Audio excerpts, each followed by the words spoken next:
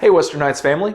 Yesterday I posted on the church social media pages a question about when was the first time that you met your spouse. It was really fun reading through a lot of those and just how long people have been married and just how they first met each other.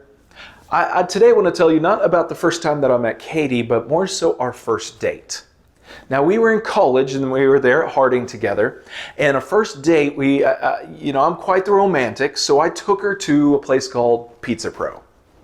Now, if you're familiar with Pizza Pro at all, you know that typically Pizza Pros were in gas stations. Now, the Harding had, though, a really special Pizza Pro. It had a sit-down restaurant with a buffet style, a lot like Cece's, but in our opinion, a whole lot better.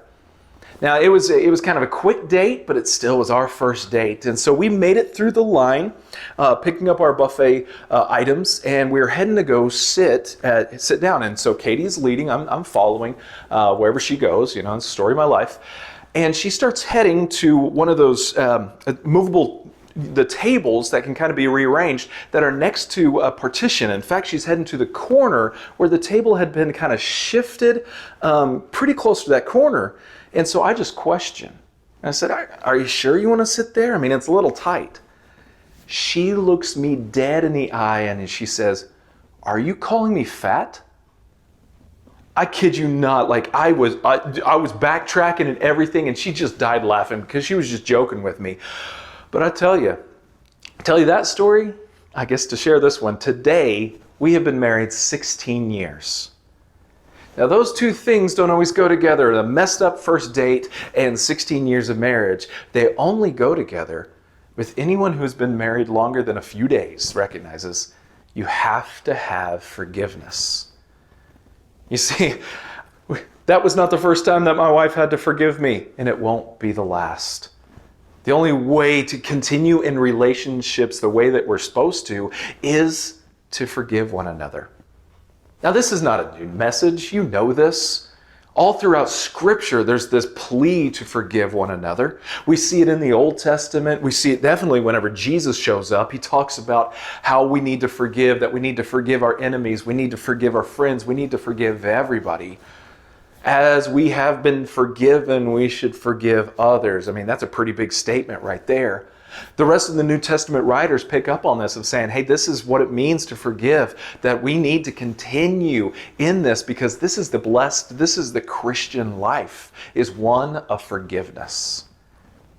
Whenever I look at our world right now, we are divided on so many things. And we keep on throwing stones and shooting arrows at each other, and we're burning a lot of bridges amongst people. And what's going to need to happen is some forgiveness. We're going to have to offer forgiveness to people because we have done them wrong. When we struggle, whenever we're struggling with our own trying to stay sane in this crazy world, sometimes we just hurt others. So I don't know, maybe a family member that you have just not treated well, maybe one of your kids, maybe your spouse, and you just need to seek forgiveness. Maybe it's someone else that you've come across, one of your friends. And one thing about forgiveness is that we should always offer forgiveness. See, the other person doesn't have to do a thing for us to forgive them, but I tell you, when we do forgive them, not only will they be benefited, but so will we. Because now that burden has been lifted. So I challenge you, whoever it is that you have withheld forgiveness from, stop it and go forgive them. Forgive as you have been forgiven. Be blessed, family. I love you. See you next time.